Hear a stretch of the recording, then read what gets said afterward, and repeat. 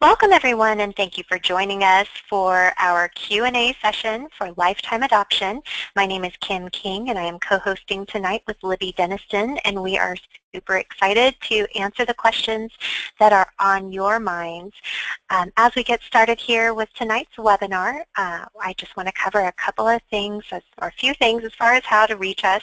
If you are brand new to Lifetime, maybe you've never talked with us before, you don't have a coordinator just yet, I would recommend filling out the application here on our website at lifetimeadoption.com. You can actually get directly to the website by typing in lifetimeadoption.com/apply. That'll take you right to the start page of the application. It's never too early to fill it out. We're always happy to explore. If you're not ready to adopt right away, it doesn't reflect poorly on you that you reached out to us to get questions answered and to share more about yourselves with us as we assist you with your exploration and planning. So we can start to come into the picture with you as early as you'd like, even if you're not quite sure if adoption is the path that the Lord is leading you toward. So lifetimeadoption.com is where you can fill out the application. You can also call us with any questions at 1-800-923-6784. You can email adopt@lifetimeadoption.com with questions, or you can fill out a request for information or an inquiry form on our website at lifetimeadoption.com. And join us on Facebook, facebook.com/open.adoption, where there have been some great conversations lately. So read the comments, observe, contribute, learn, network. It's a great little safe place to get to know others in the adoption community on our Facebook page. And that's facebook.com/open.adoption. So I encourage you to explore with us there, as well as on our website. We have lots of articles on lifetimeadoption.com. You can read about birth moms on lifetimeadoption.com, apply, fill out an inquiry form, whatever you'd like to know. If there's some information you're looking for that you're not finding there, just reach out to us. We want to be sure to provide you with all of the necessary information. That's part of why we are having tonight's Q&A session, our question and answer session for adoptive parents. So Libby, thank you for organizing and having our webinar tonight. Well, thanks, Kim. I just launched a poll here asking what would you like to learn more about when it comes to open adoption. And I'm about to close this here so we can just see sort of what the majority of people are looking into. Excited to see the results. I love this kind of information too because we have a mixed audience tonight during this webinar, which means that some of you are already working with Lifetime, some of you are just starting to think about adopting a child, or maybe you're starting to research different programs and professionals that can help you, and then there are some of you on who are seriously considering starting up with Lifetime. So everyone's in sort of a different phase, but you're all sort of in the same season in a sense. And I think I just think it's fascinating to learn at different times what people are thinking about, what they want to learn more about, because definitely the best way to make use of this time while you're waiting to get to your adoption is to become as informed as possible about all things related to your adoption that's possible. So these results show that many of you would like to know what it's like to speak with a birth mother. So of course when you talk about open adoption, some of those basics include getting to know your child's birth mother, maybe even the birth parents before the adoption happens, so that maybe there's even an ongoing connection afterwards, however that looks. And every open adoption is a little different. And then some of you, another majority of you, want to know about the traveling aspect of adopting in the U.S. We call that interstate adoption, when it's out of your own state but within the U.S. And that is sort of its own unique thing too. And so I bet that we will probably touch on both of these topics tonight.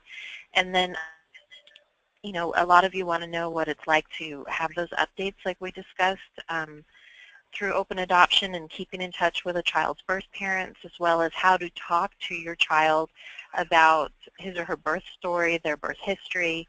And I love these topics. Our webinars usually try and touch on a lot of these, but I love knowing where all of you are at with this, because this also can help us gauge where we need to go tonight, but also for future webinars. But I also like to add, Kim, this is an interactive webinar, so we really want to encourage you, type in your questions. This is a Q&A. It's all about the topics you want to hear about. But also, if there's something on your mind and you're not really sure how to phrase it, we're usually pretty good at sort of figuring it out, so you can type in whatever you're thinking. Maybe it's not in a question that you just could put down a topic maybe you want us to talk about it. If it specifically relates more directly to your circumstances or your adoption goals, we will try and talk with you by typing, but also we may point you in the direction of someone at Lifetime who could better answer that for you later, just so that you get more specific details rather than a general answer that could apply to everyone. So I'm glad to see everyone settling in, and these are, I think, some of my favorite webinars, just because we never really know where it's going to go, but they always end up just covering what needs to be heard. So if you're joining us tonight, thank you for making time to just stay open-minded and soft-hearted and ready to learn as much as you can, because what that means for you and your future child and your future child's birth parents is just it's invaluable. Preparation you're taking, it doesn't go unnoticed. So if you're on the front end of this and you're thinking, I'm so overwhelmed, there's just so much to think about and learn and do, just know that you go step by step, and it's all appreciated. It's all valuable effort. So, so welcome tonight. We had a great question here, Kim, that I would love for us maybe to just start off with. Now, your heart, I know you have such a passion for helping families realize the possibilities with adoption, because so many people come to adoption and they already feel nervous that it's not going to work, or they're unsure, you know, how's this going to pan out for me? So you probably hear this question a lot, especially from people who are considering adopting a child of a race different than their own. So we have this great question here that says, how can we share with our child about their culture when it's not our culture? Yes.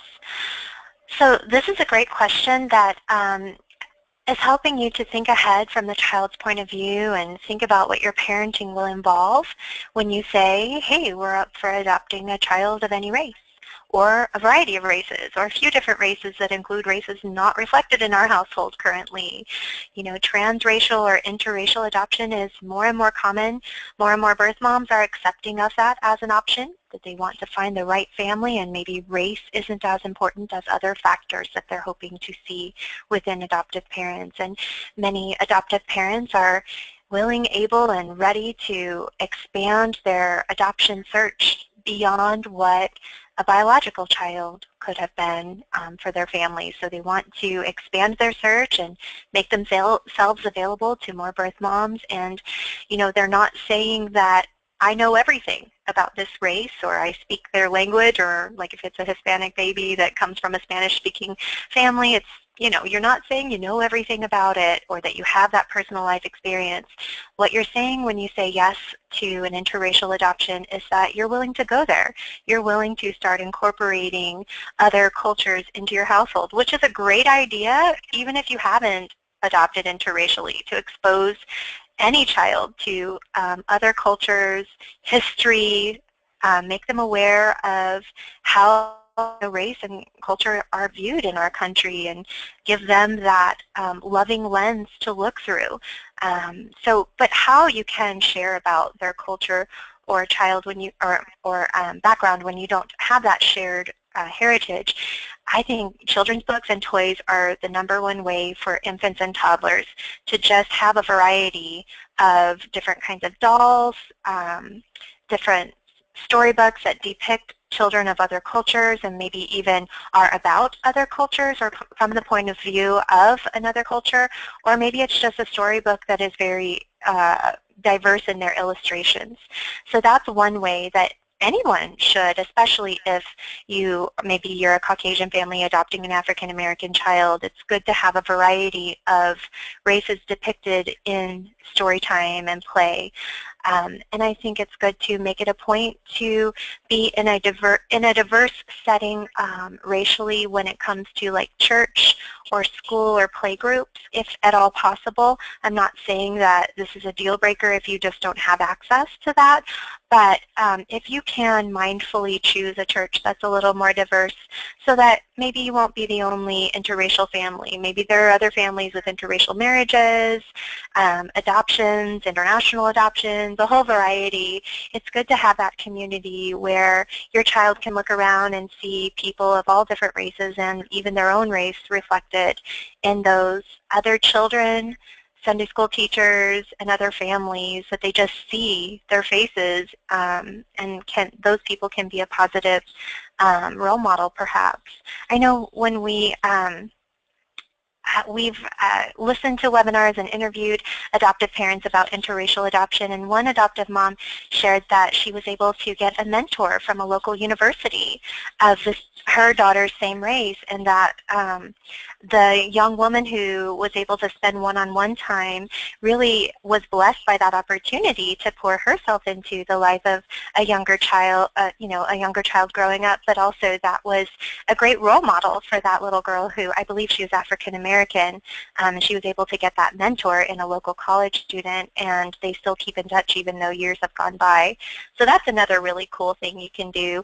Play groups are awesome. If you're able to attend like some play groups put on by the local community, county, maybe it's in a local government facility. Those kinds of play groups are typically a little more diverse, so that's really a good opportunity to meet families of all different backgrounds.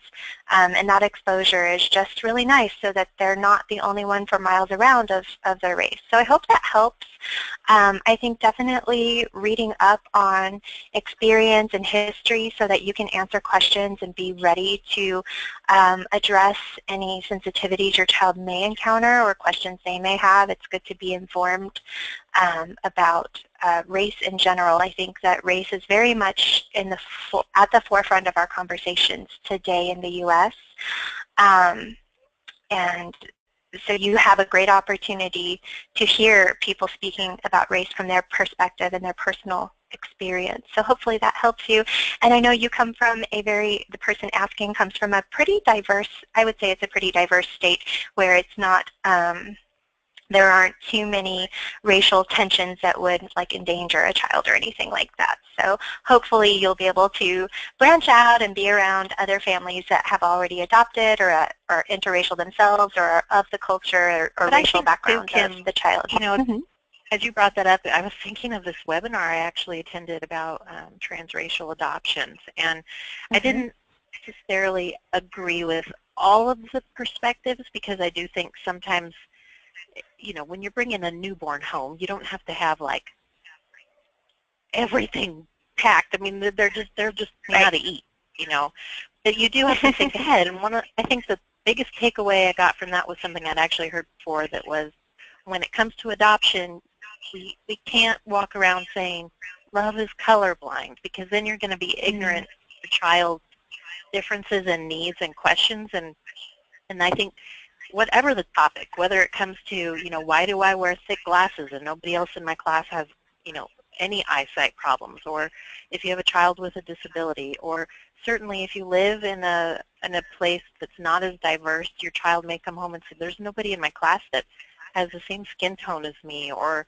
the same kind of hair that I do, things like that, that you can't just say, well, honey, we all are the same, because your kid's going to feel like, I can't talk to you about this. But it was talking about being intentional, like the things that you were saying, Kim, and it was saying you don't necessarily have to relocate, but you may have to be willing to drive an hour to a church that might offer more diverse, Sunday school classes, so that every week your family is interacting with a different group of people. And I was thinking, there are so many states where there is a lot of diversity, but at the same time, as humans, we all sort of circle with people like us. Christians usually flock with Christians, and a lot of people of the same racial background actually sort of hang out together. So you have to be intentional in just understanding that your child may have some needs to interact with a bigger circle, And whether you live in a diverse area or not, you may have to expand your circle. Mm-hmm. And so I don't, I think sometimes it's easy for people to think, oh, I live in a real small area. It's just impossible. I just could never adopt a child of a race different than my own because I think that'd be too hard. But in reality, is it just more you don't know what's out there to make things possible? It's really different for every family, how they approach this. And certainly, Kim, like you were talking about, I think we get a lot of questions about, whether or not it's right or wrong. We get a lot of families who apply, and sometimes I know when they talk to us the first few times, they're thinking that they need to justify their goals in their adoption search. And when we ask questions like this, like what race of child are you open to adopting, we know that some of you are probably going to clam up and think, I should tell her I'm open to everything because I don't want her to think that I wouldn't love any child. But if in reality Right. that's not what you're searching for, you need to be honest about what you're looking for so you don't put yourself in a situation where later you're backing out of an adoption or you end up in just feeling like this isn't the right fit. But on the other hand, there are some people who feel like, an African-American mom would never choose a family like mine. I mean, there's only white people in my big Caucasian family, So sometimes they hold back even though they would openly welcome a child of any race, but they end up just sort of categorizing themselves into that would never happen, I'd never get chosen for those. So it really comes down to decide what you're open to and then put yourself out to what that could be like. Make yourself available to those. But I like all the suggestions that you brought up, Kim. And I think sometimes listening to other adoption stories, we had a great webinar, was it earlier this year? I think it was earlier this year. And we were talking about, it was great. We had 3 adopted moms come on, and they all had children of different races, but they were all races different than their own. So they all spoke just from their experience. Sometimes that helps to hear what other parents are doing with their young children to help address and set them up for a healthy upbringing so that they feel comfortable getting answers to their questions or embracing their differences within their own family and still having security. So that's one way, but sometimes it is also just asking other people, One thing I left out, which was it could be a really big positive, is that, if you've adopted through Lifetime, then you have a birth mom who voluntarily chose adoption. Most likely you're going to stay in contact through some method, either by sending some updates or maybe even having a visit once or twice a year. So that can really help too, because now your child never has to wonder who they look like, where they got their hair from, where they got their skin tone from, their face shape, their bone structure, their height, or lack of height. They don't have to wonder that because you already know the birth mom and maybe even have some pictures of her. If she's willing to provide pictures of herself at the time of the adoption, she's willing to be in some photos. That's a wonderful opportunity to have those as keepsakes for your child. But, frame it, put it in the room, or make a little photo book that sits with their other children's books so that the child can access that whenever they'd like, and they always know that there is someone out there that they do look like, and it's their birth mom. So that is a great opportunity. It's not as much about incorporating culture, although you can certainly ask her if there are certain family traditions, foods, things that they do that stem from their culture that maybe you could adopt as well into your family and incorporate those into your traditions. I know a lot of times in international adoption, they make a big deal out of celebrating the holidays of the other country, having meals from the other country, learning the language, and partially that's to help assimilate the child into the family here in the U.S. since these are usually older adoptions. But you can learn a lot from those as well as incorporating the birth mom and just asking her if there are any special things that you should know about so that you can share those with your child. And I think any birth mom would appreciate being asked that. She might not have the answers for you right away. I know I would probably say, well, we don't really have any special traditions, but then it would occur to me later, maybe I have a tradition that not everyone does. So, or certain, because we had a great follow-up question that said, also they were speaking from experience that their child had some spots on their skin she didn't know to expect, and so she had gone to the doctor, and then they found out, well, my child's heritage is, this is typical. Mm-hmm. And so, but I would say that's one of the awesome things about open adoption is that no matter the race of your child, there may be things, like in my family, we all have, people always wanted to call it all different things, but like my mom's aunt, my mom's cousin, and some others of us in the family, we have, our skin reds up real easy. It turns red really easy. And people would always say, oh, you're sunburned. Oh, you're sick. And it's like, no, it's just what it does. Like, it's not a rash. It just, and so that sometimes those are the things that birth mothers actually love to share, are things to give you a heads up, like, hey, in my family we freckle really easy, or my mom had breast cancer and so did my grandma, and so I'm getting tested earlier and I want you to be able to test my daughter earlier, and just different things that you're going to get to learn about them. The other side of this, Kim, is I was thinking about a friend of mine who, she was adopted from Korea at about 10 months old, I think, and raised in Texas her whole life. And she would tell me sometimes I forget that I'm not just some white Texan. She said, because she said, I don't remember anything from where I lived when I was a baby. So for her, as she grew up, and this will be a cue for you guys to maybe be able to modify your traditions and just to have an open conversation with your child about what they want. She could have been the kind of woman that said, yes, I want to embrace every tradition and piece of cultural heritage of where I started, because that's also part of my story and it's very important to me. Or she could be like some people who say, that's not how I identify myself, so Mom, we don't need to keep doing those traditions. So it's not that you want to deny those, but at the same time, your child, as they grow up, will be able to say, we don't really need to do this. Marty loves it. She even spoke recently on that webinar we did about parenting and bonding, about how she actually wanted more of an open adoption with her son's birth mother, and that they would talk. And he was like, Mom, I don't need it. I'm fine. Fine the way things are. You're my mom. This is my family. And other times you have children that say, Mom, help me have a closer relationship with my birth family because I love all of you. You're all part of me. So sometimes it's just a very individual thing that you will learn as you get to know your child as they grow up. You don't go from newborn to 12-year-old, then to 16, then to 18. Like you are with your child all the time, getting to know what are they sensitive about, what do they really care about, what are their gifts, their passions, their questions, their insecurities. I mean, I always say, like, when I lost my mom, I always say, nobody knows you like a good mama knows her child, and that's really hard. And it's hard in the sense when you have that mom, because you're like, my mom knows everything about me and she calls me out on everything. But then when it's gone, you also think there's nobody left that knows exactly why this is upsetting to me or why this is exciting for me.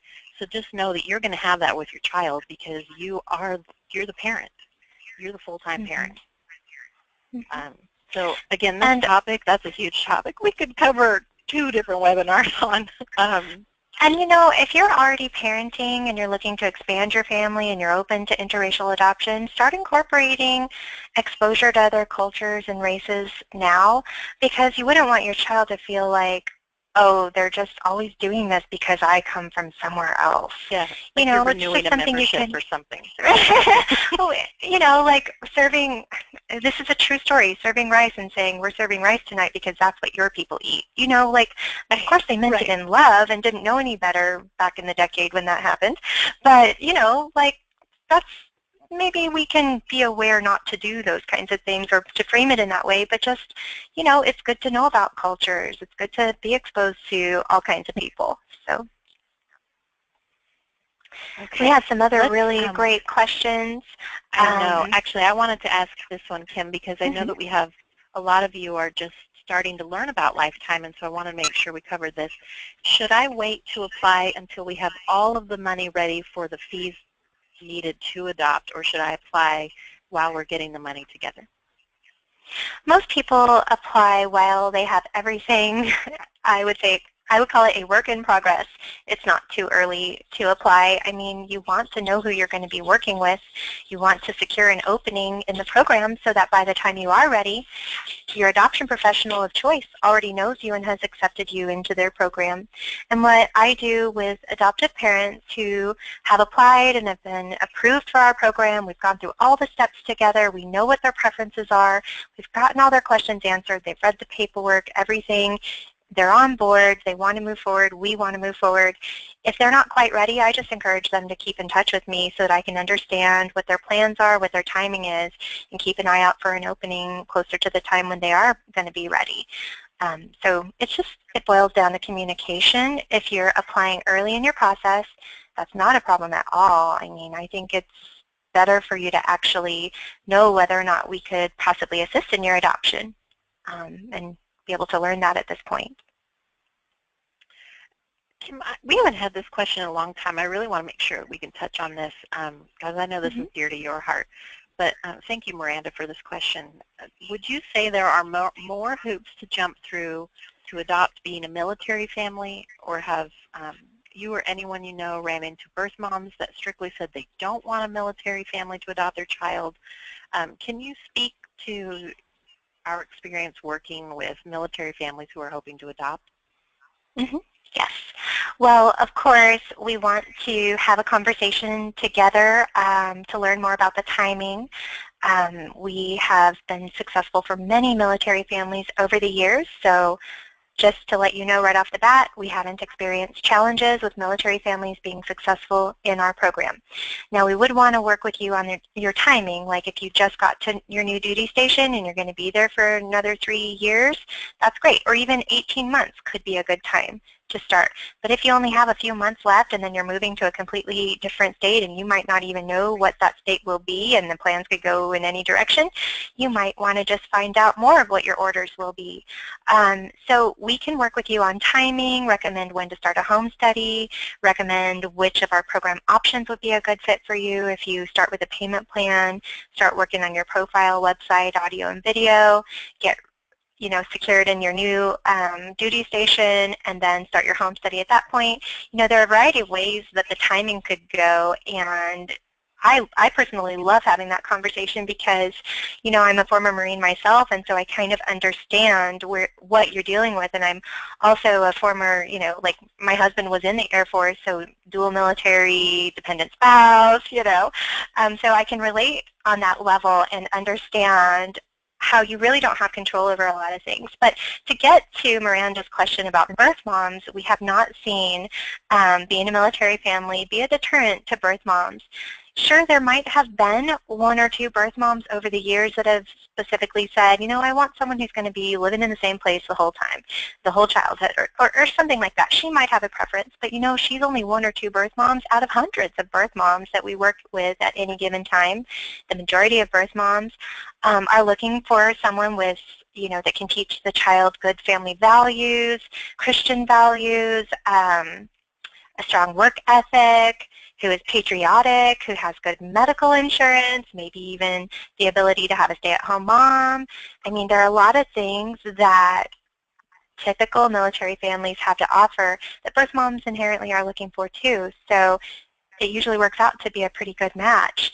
The other thing about military families is that, you're already experienced with following a program.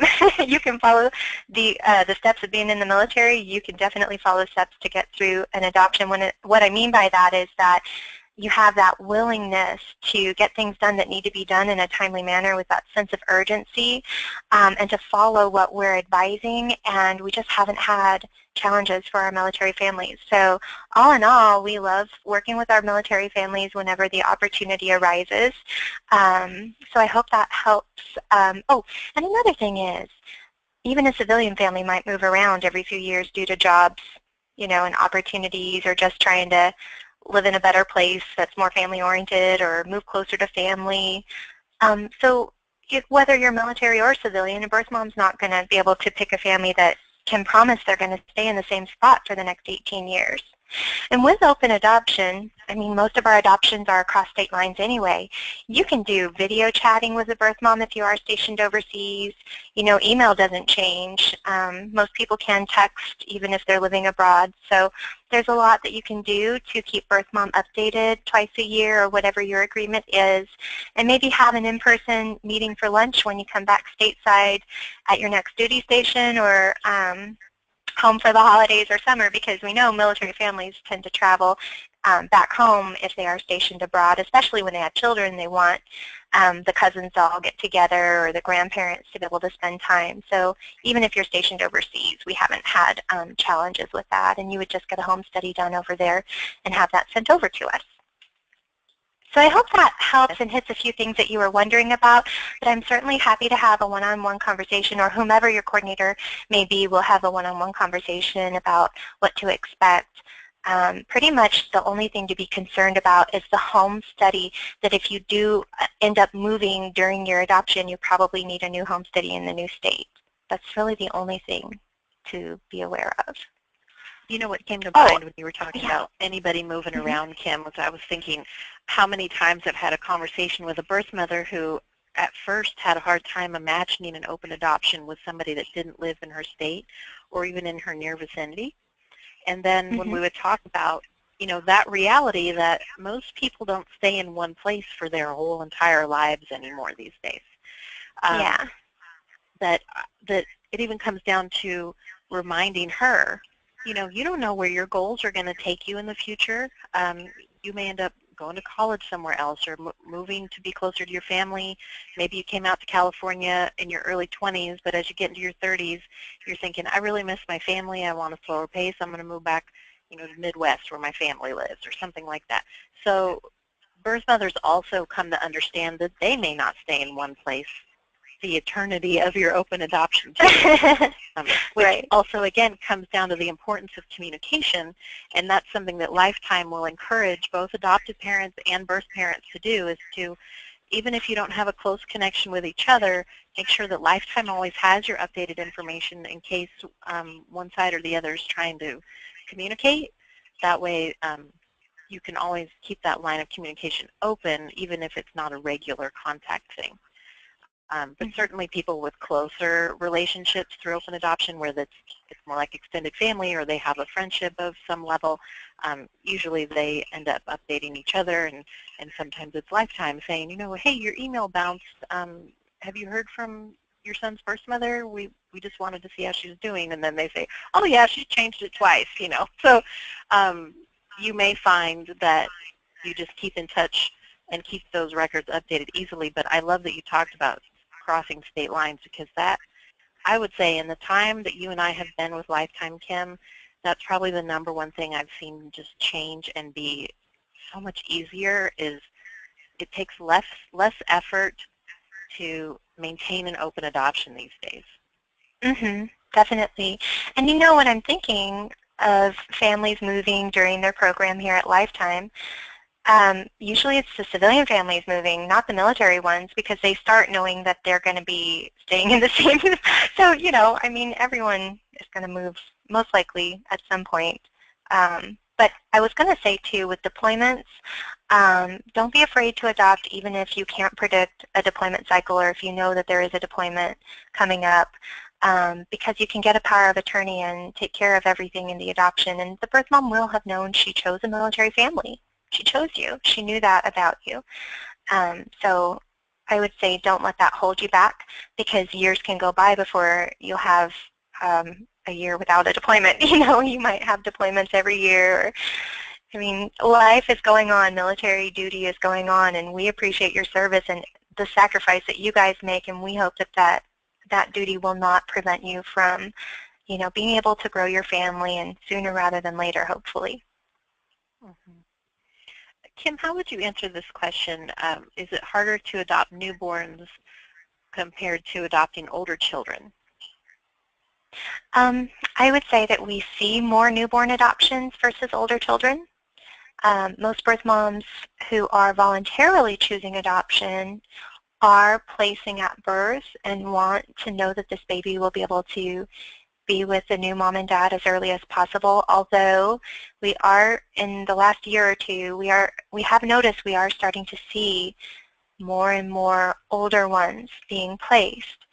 I think that there's more adoption awareness. It's not as, maybe the stigma is starting to diminish, the stigma of a birth mom, choosing adoption for her child is maybe starting to diminish a little bit, so they're feeling a little more comfortable exploring the option.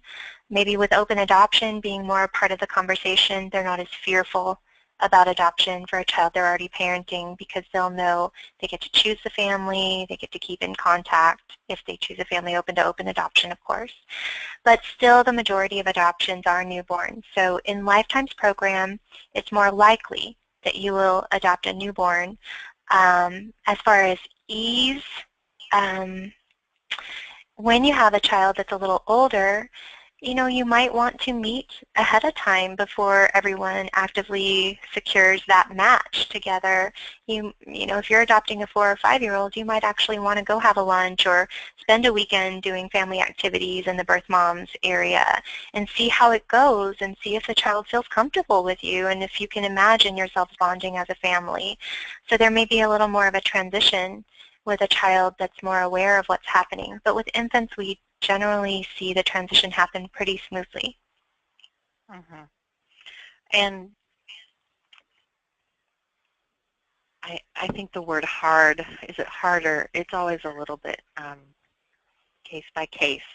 Mm-hmm. Because you will also probably find that as you're getting to know a pregnant birth mother, as many adoptive parents do, that when it comes to labor and delivery and you're at the hospital in those few days where you're all spending time with the baby and you're getting to know this newborn, that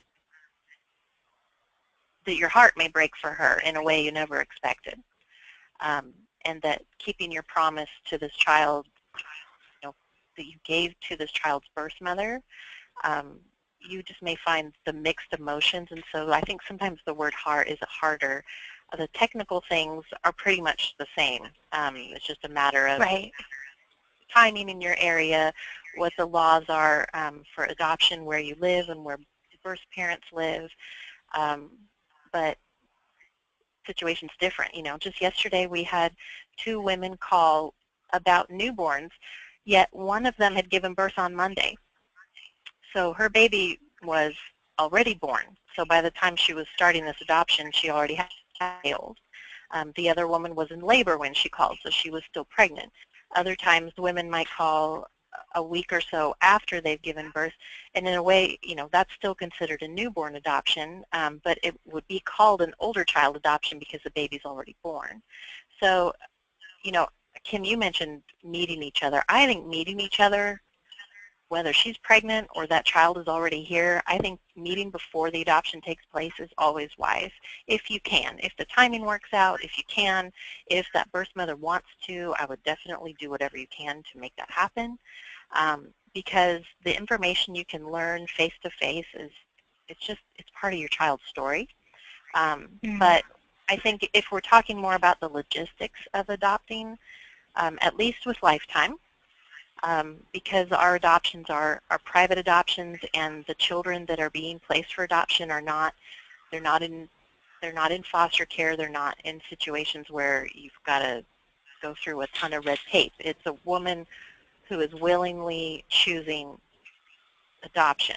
So it will be just between you and her, and the attorneys will make things happen, and we will help coordinate the details and support the relationship you're forming with her, whether she's pregnant or whether her child's already here. So that's part of my role, is I do a lot of educating people about it's never too late for adoption, and that you can have open adoption whether you're still pregnant or whether you've given birth a year ago and you have a 12-month-old now. But if you're really looking for a newborn adoption, that's okay, and there are many newborn adoptions happening. So I would say apply. Lifetime, that's a good question when you're researching adoption professionals, is to ask them, what's your typical adoption look like? Because if you are looking for a newborn, but you call a place that is mostly hearing from women who have 3-year-olds, then you probably want to find somewhere else to go. Mm-hmm.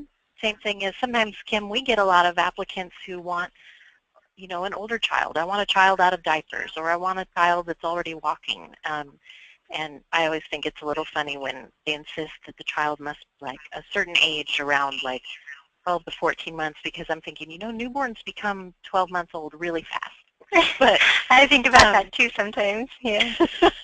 But at the same time, if you're looking for a toddler or a young school-age child, then, Lifetime might not be the right place unless you're also open to a newborn. So if you're open, say, to adopting a child that's a newborn up to, say, 5 years old, that's great, because sometimes we do get those calls. I know right now, last night I spoke with a woman. She has, I think her oldest child is a toddler. I forget if he was 3 or 4. And then the youngest sibling is a 4-month-old. So she has a sibling group of 2. And she's working on getting the paperwork set up so that she can start reviewing the families who would be open to considering adopting children of those age and keeping the siblings together. And so, So we have another one right now too, Libby, that she's got twins that are 6 years old, yes. boy, girl, and I believe the youngest sibling is 4. So they, like I said, it is growing. The numbers of older child adoption are growing. Typically, it's sibling groups like we're describing. Right. Sometimes gosh, we have so many different stories. I usually tell people, if sometimes you can tell if you really, really, really want that hospital experience, you want to be there when the child is born, you want that from day one experience, that's fine. Then yes. Be open only in that area. Because I have worked with people who, again, sort of similar to the race conversation, that they think, I don't want to limit myself. I really want to be presented to as many birth mothers as possible. But then they get called about a 6-month-old and they're disappointed because they really wanted the hospital experience. So you really have to be honest with yourself about what you're looking for. But when it comes to whether you're adopting an older child or a newborn from a pregnant mother, the process is very similar, but there probably will be different things to consider. Certainly when a child is old enough to have bonded with their birth mother, you're going to need to help that child adjust and reattach to your family. And there's a lot of information out there about that, and also to reassure you, that's part of what your home study does. I've worked with many families who adopted a toddler or even more like an older infant, all the way up to young school age, and the home study will usually sort of step in for extra follow-up to make sure that you have the tools necessary and the support to help your child and your family bond together. So I always thought, I remember when I learned that, I thought that's awesome, because so many people get sort of afraid about the home study process, or they just think of it as one element, but it's really something that's there to help your family transition into the adoptive family you become. Here's a question that asks about parenting. After it's a parenting question, should we allow there to be a Facebook connection between the birth family and the child once the child has reached that 13-year mark to be on Facebook? Oh. I actually don't allow my child to be. I do not allow my child to Facebook friend any adults, period. So that goes for everyone. My sister, any weird, creepy person that might try to friend her, anybody. The only people that are on her that should be on her Facebook are people she knows from school or church. So I would apply that across the board so that nobody feels excluded. But that's my parenting thing. Yeah, and you could part of the say reason to that why birth parent, this is the rule we have set up, and here are the ways you can have contact with her. Well, and part of the reason why I have it that way is because I'm concerned about what other people post and what photos go up that other people may feel like are appropriate, and they may be perfectly fine in an adult-only group, but not for my teenage daughter. So I just am pretty strict on that. So I would just say make a parenting decision and stick with it on that. I think it's probably also going to depend on that birth mother, the relationship you have with her. If you know that she struggles to keep her life in a stable place, then you may determine this isn't a You wise might make an decision for my exception, child to have right? one-on-one Yeah. contact that's unsupervised. Just just like you would if you had an ex or an aunt or a Uh-huh. cousin or something like that who, is not exactly the greatest influence to underage kids. It doesn't mean that they would try and harm them, but just that you don't want to No. expose your child to unnecessary drama, that you make protective decisions for your child, and that you're also honest with your child, as an age-appropriate conversation can be, about this is, this is why we pray for them, or this is what they go through, and this is why your mom and dad have set things up this way, because we want you to stay focused and on a healthy path. And sometimes, getting diverted and getting distracted by people who are not on a healthy path can harm you.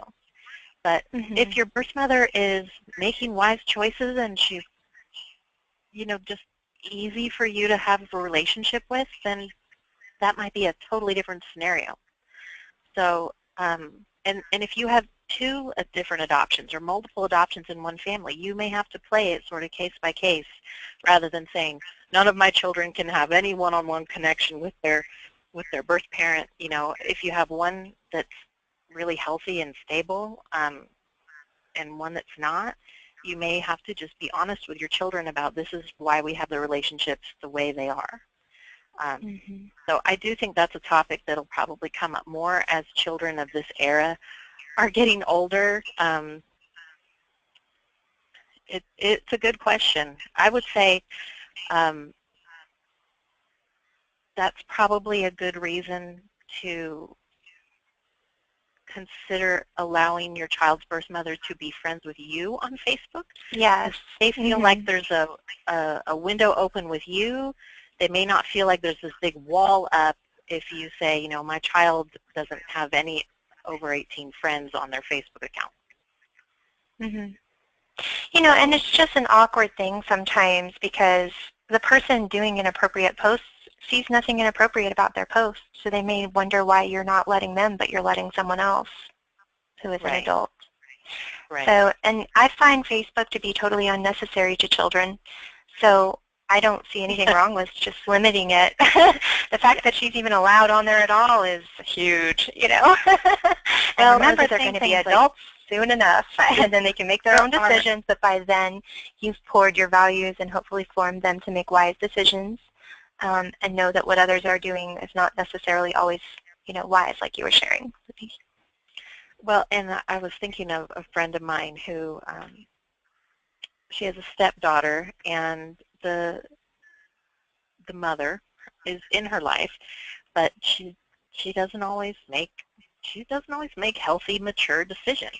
And Mhm. there are many apps. If you get your child an iPad or even one of the Kindle Fires, or if they have like the iPod Touch, if you want to go really retro or something, and even as a computer, there are apps where text with each other. Even if you don't put texting on your child's phone or don't give them their own phone, they can still find an app to do that.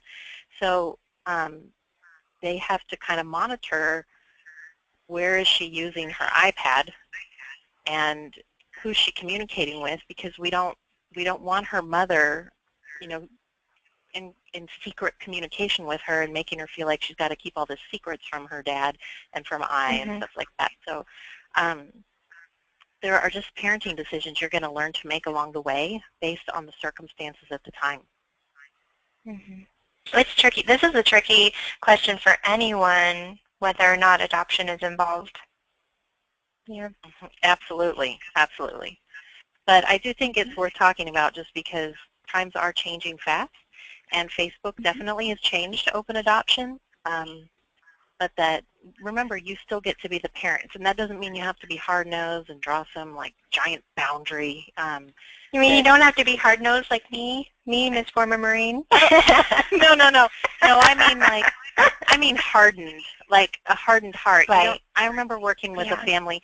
The baby was only like 3 days old or something, and the birth mom, I mean, she'd just given birth and placed her child for adoption. She was really struggling emotionally, and she just wanted to talk to them a little bit more often than they were willing to talk to her, and they whipped out the word boundaries like it was a smack in the face. And I thought, boundaries is supposed to be a really positive thing, but instead they're using it as, no, this is as far as you go, and we have complete control. And basically it was sort of it was an unloving boundary. And it was out of fear. It was out of the fear of, if we take phone calls now, does that mean she's always going to be hounding us and on our tail all the time? No. It means right now she's struggling, and if you remain open, you can talk with her about, you know, what's going on. Maybe we're not the right people. Maybe Lifetime can get the counseling set up for you. I think that might be more helpful, and like see where she's at and be an advocate for her. But that as over time goes, just like with any relationship, you know, there are some people that I just know, like I don't respond to their texts right away because sometimes they don't leave me alone. Like, there are other people that, you know, are just sort of normal thinking about it, and if you respond quick one day, they don't read too much into it the next day if you take longer to reply. So the same thing's going to go with the relationship with your child's birth mom. Over time, you're going to either notice some patterns, and this is how we handle it, or it might ebb and flow just like any normal relationship. So I would just say, when it comes to as your child ages, and you picture those conversations of, well, we have a connection with her. Can I talk to her? Could I maybe have coffee with her? That you're handling it based on the circumstances at the time. You know, is this wise for our family? Is this wise for my child? And you will know the answer because you will be good parents. You'll have a network around you too. So we had a great question here about, is it possible to specify the gender that we would like to adopt? I just wanted to answer it briefly. Yes, it's possible to specify if you only want to search for a girl or only search for a boy, but I would encourage you to consider why. If it's, you know, well, 10 years ago I dreamed of this pink bunny and its name was Cindy, and ever since then I just knew that there's a baby girl coming to us, you know, I would say really take some time to evaluate if that's realistic, because searching for one specific gender is going to narrow and probably lengthen the amount of time it'll take for you to adopt. Sometimes people will start on and say, you know, I already have girl stuff. I have 2 girls. You know, we just want to adopt another girl. And if we have an opening, because we only have so many openings for gender-specific families.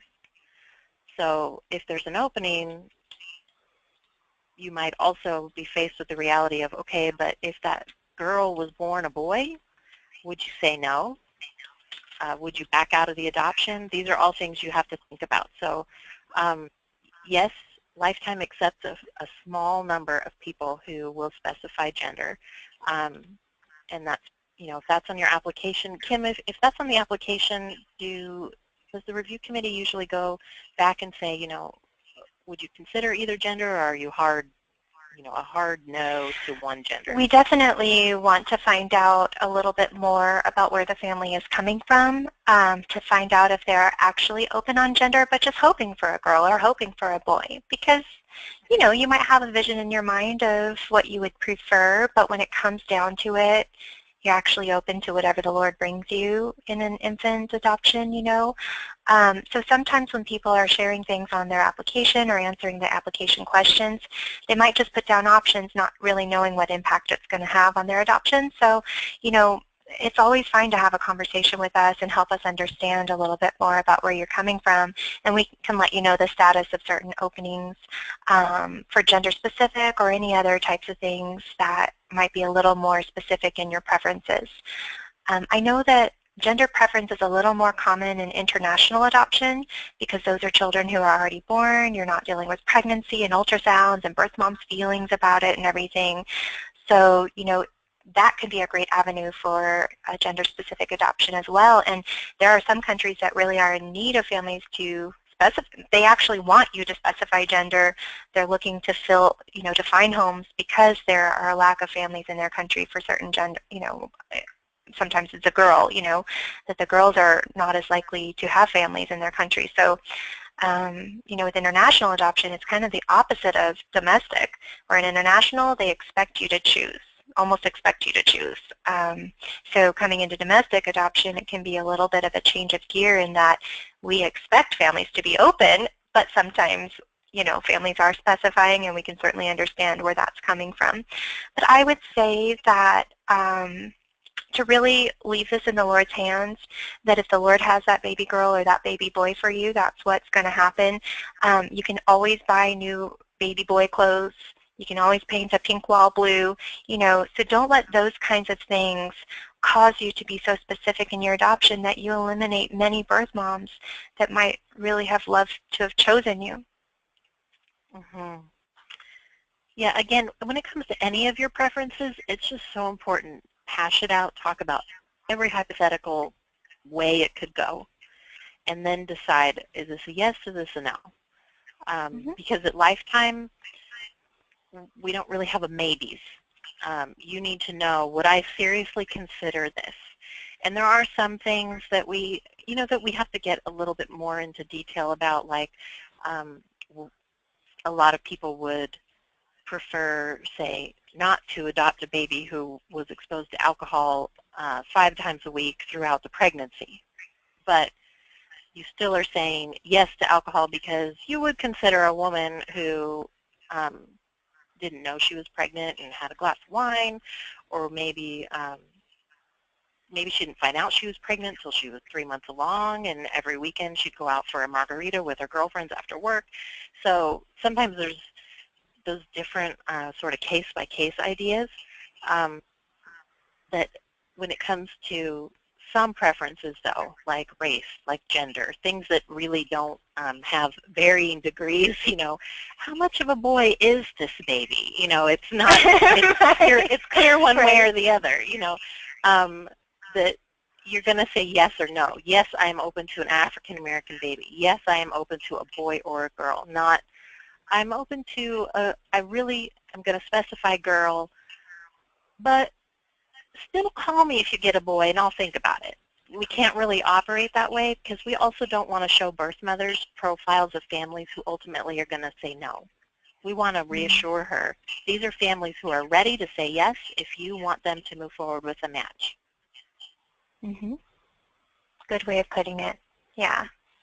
And I think that keeps healthy for you. You know that we know what you're seeking, and that when you are chosen by a birth mom, or the birth mom is interested in you and we're telling you about her, we already know your preferences, and we only present your profile to her if she fits within what you've said yes to. So you can have that peace of mind. I think it's really hard on people when they work with an adoption organization that constantly presents them with possible opportunities, possible birth moms that don't ever actually fit with their, like, I've had families tell me, well, we've been presented with 10 birth moms and we still haven't adopted. And I'm going, well, what's going on in there, And then they say, well, but none of them fit within what we were looking for. And then I'm thinking, well, why was the agency asking you if you adopt a baby that's not within your preferences or home study? That seems like it doesn't really make much sense. But also here at Lifetime, like Libby said, we want that stability for the birth mom on her side, that confidence when she's taking that bold step to say, not only am I interested in adoption, not only am I going to start looking at profiles, but I'm going to call someone by name, that when they call your name, that they can expect that acceptance in return. That's just going to be really healthy in your adoption as you move forward. And I think sometimes birth moms do take it very hard when if they do get rejected. That's a personal rejection. It's like a double rejection, herself and the baby, So that's a big topic. Not a happy topic, but it's a big topic that we're definitely sensitive to and aware of. Great. Gosh, We're already there. Do you have time for a couple more or maybe one or two more questions tonight? Sure. Let's see. Oh, birth mom expenses. So Yeah, I saw that one. yeah, on our application, we ask what your limitation will be for birth mom expenses or what cap you'd like to set. I think currently the options are up to 1, 3, or 5,000 total. So you would just select what cap you want to set. And we talk with families more about this before we actually start the program. We actually have a phone conference and discuss the whole budget and ask you again what cap you want to set for your birth mom expenses. So you're not automatically obligating yourselves to anything when you're filling this out, because we are going to talk about it with you and solidify it a little more as you receive our assistance, and we can help you become more informed and everything. When it comes to assisting with birth mom expenses, those will actually go through whomever is doing the legal work, simply because there are different state laws that pertain to different birth mom expenses. Some states don't allow any. Some allow, expenses only if she is currently pregnant, because they are pregnancy-related expenses. Some states only allow medical. Some states limit it up to 3,000 total, or any variety of limitations different states have. Every state has different adoption laws. So you'll be able to find out about the adoption laws pertaining to your adoption and birth mom expenses once you have the match in place and we do the referral, so that you can talk with the attorney about your adoption. We do the pre-screening with birth mom to identify any possible expenses for things such as helping with a cell phone bill, helping with rent, housing, utilities, co-pays, maybe a bus pass, simple things like that. And we can also send food and clothing through our Birth Mom Blessings program with Lifetime Foundation. We can also encourage birth mom to get signed up for government assistance and programs that she can qualify for that can also help keep the costs lower, so that the expenses you're helping with have really been minimized as much as possible, and then the attorney weighs in on which ones you're actually going to help with. But you should never send any expenses directly to a birth mom or a woman who might be a birth mom. You should never be paying anything to a birth mom. It should always be overseen by your adoption professional, as well as whomever is doing your legal work, so that everyone's working at it as a team, so that you're not unknowingly jeopardizing your adoption or getting sucked into a scam, especially. Mm-hmm. Now, when it comes to birth mom expenses, as we think about this a little more, we start to wonder, well, what if she chooses to parent? Do I get those back? Are those at risk? Those are at risk. If you've helped with, $300 for her rent that month, then if she chose to parent, she's really not expected to pay that back. And many women who are in these situations are not even in a position to pay that back. So when you're thinking about what cap to set, keep that in mind. It's not just what's financially doable, but also emotionally, spiritually. How are you going to feel about it? One thing that sets you up for feeling resentful in your adoption, So you can talk with us about that. Let us know what your concerns and feelings are. Get to the heart of the matter, and then we can let you know our advice based on your specifics. Great. Sorry, I was answering a few questions here behind the scenes. Good job. Libby's such a good multitasker. Trying, just till I get caught. And again, if you're on the call tonight and the application, it doesn't obligate you to work with Lifetime, and it's free too. So you're not investing more than maybe a little bit of time to learn more about Lifetime, but mostly you're helping us learn more about you and what you're looking for, so that we can help you know if we'd be the right fit for your needs. We had a great question earlier, and I know that they left, they had to scoot off the webinar real quick, but when we get applications, now Kim, about how many applications a month do we usually receive from prospective? Somewhere between 200 and 400 applications. So and really, right now, we're only bringing in like 10 families, right? So right. It depends on how many adoptions. Every month. 10, 15, 12 to 16, somewhere around there would be how many families we're looking for, depending on how many adoptions we're completing. Well, if you've been listening closely to Libby, we completed at least 2 adoptions this week. So there's always a lot happening, and we're looking for families that meet what birth moms are asking for. and who have broad enough preferences to actually have opportunities to be chosen by birth moms that we are seeing, the types of birth moms, the characteristics we are seeing. For example, if someone's looking only for Asian, that poses a challenge because that's a very, very small percentage of what, I wouldn't even say we don't even have a percentage of Asian adoptions. It's very rare, but we see mainly, I would say, Caucasian, Hispanic, African American, or any combinations of those, biracial adoptions, those types of racial makeup. So, if you can just include as many as possible that you would say yes to, that will definitely help in our review. And again, you're not committing to anything just when you fill out the application. These are things we'll probably want to ask you more about if we're going to have a phone conference together. That's what the phone conference is for, to really get into more details about what your preferences will be so that we can give you that fair assessment as to whether or not we would be in your best interest if we have an opening to offer to assist in your adoption. So we're always happy to explore. Marty Caldwell, our founder, she's an adoptive mom herself. It's very important to her that we have the resources available and the assistance available to help families at all stages of adoption, including the very beginning stage. So that's why you'll find it easy to get information about adoption and lifetime. Either through our website, the webinars, calling, emailing us. You'll typically receive information in a pretty timely manner, and you'll find that we're all very willing to answer questions and share more about what we do, whether you're in the beginning stage or at the very end of, you're already matched and you're thinking, I'm calling again, or I'm texting my social worker or coordinator again, and I think I'm just bugging the heck out of her. That's not the case at all. We want to walk you through each step of the adoption and give you our insight. And it is a blessing to us when you give us that opportunity to help and be part of, God's plan for your adoption. Mm-hmm. And I love pointing that out even too for those of you who are already working with Lifetime, because I know sometimes when you're waiting to adopt in a program and you see them welcome in new people and you're thinking, hey, I'm still waiting. Why are we bringing in more people when I'm still in the pot waiting to be chosen? But the reality is that there are openings that become open. We're having adoptions all the time.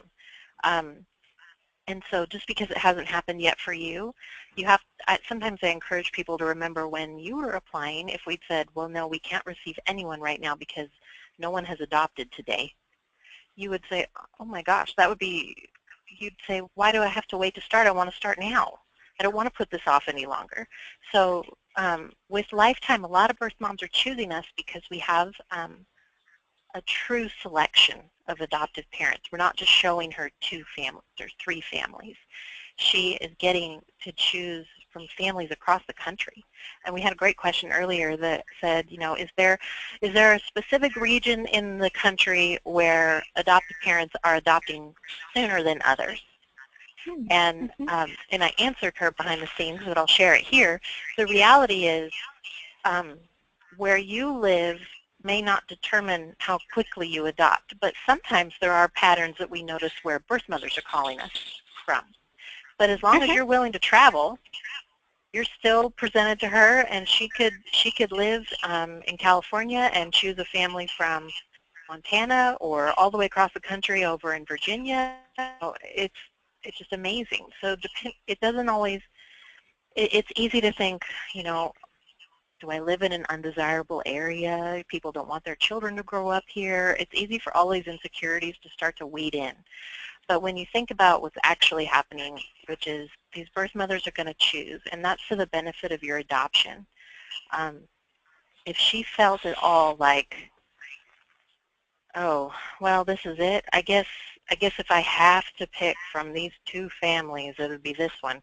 If she feels like she's settled, she's more likely to change her mind, and that's going to break your heart. That's going to be difficult for her, and we don't want to put anybody in that situation. So when we think about the reality of bringing in new families, that we also are being realistic, like Kim was describing, all the things that we consider, because we don't want to bring you in I know there are a lot of places. I've heard about these from other adoptive parents. I've seen them online where they just bring in limitless adoptive parents. They have limitless selection.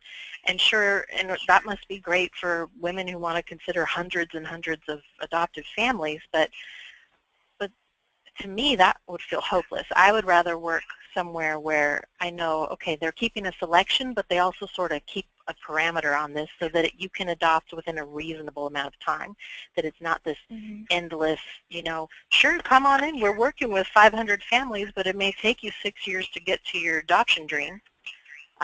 You want to work somewhere where they're trying to keep a balance. At any given time, we're working with, gosh, at least 300 women who are considering adoption. And if that number went down, if we had a sudden drop in this country in unplanned pregnancies and there were much less numbers of women who were considering adoption, then we would lower the number of families we'd be bringing in every month, because it wouldn't be fair to say, well, let's just keep it the way it was when we had 300 women at any given time, even though now we have 150. So we're constantly keeping a tap on all of that so that we can balance it for both sides.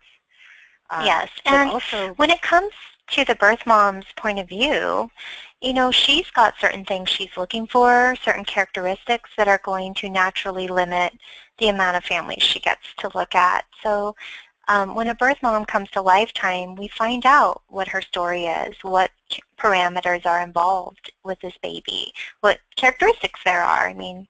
Most birth moms want us to know that so that we can present her with families that are willing to adopt that baby and accept that child as their own.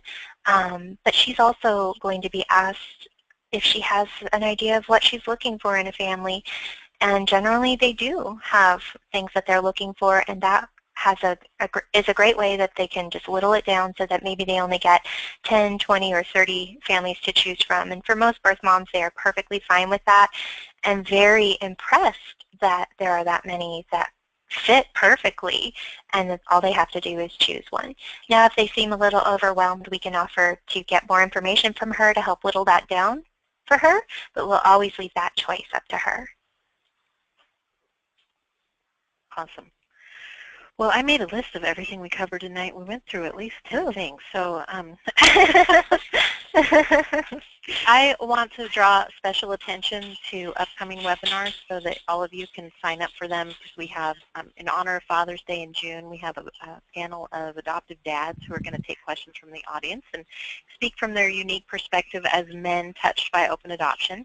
And then by popular demand from some of you, I know we're on this webinar, but we had a webinar a few weeks ago with Lifetime's founder Marty Caldwell, and she, everyone who was on that, they said, can she come back and talk more on bonding? And so Marty is excited to come back in about 4 weeks to go a little bit more in depth about bonding and attachment after you adopt. So if you want to learn more about those, you can watch your email, find out about webinars on Facebook too, and also in your email. But if you need to go right now, you want to go somewhere direct, you can go to adoptionwebinar.com, and under the upcoming events, you'll find the webinars coming up in June that you may want to attend. So, Kim, thanks for joining us tonight and covering so much ground, and I'm just thankful to all of you who took time to attend and were brave to submit your questions and comments, and just know that you help make these webinars what they are, and so we really appreciate that. And if any of you have any questions, whether you're already working with Lifetime or if you're new to Lifetime at all, please remember you can call us 1-800-923-6784. And if you do want to apply and help us learn more about you and find out if Lifetime would be the right path for your family's future through adoption, just remember you can easily go to lifetimeadoption.com/apply. And I would say the application is actually sort of fun to fill out. It's a good conversation starter too, so it helps think about things you may not have thought about yet, and areas you may need to learn more things on. So go check that out, and just know that we're happy to help, and that you're taking steps every day that's getting you closer to your adoption dream. And so we're happy to be part of those steps, whether it's for the whole path or just for a little bit of the way. We look forward to seeing what's ahead for you on this journey. So have a great night, and we will talk with all of you again soon. And have a great Memorial Day weekend, and we will see you soon. Thanks for joining us. Okay. Good night, everyone. Thank you. Good night. Good night. Good night. Good night. Good night. Good night. Good night. Good night.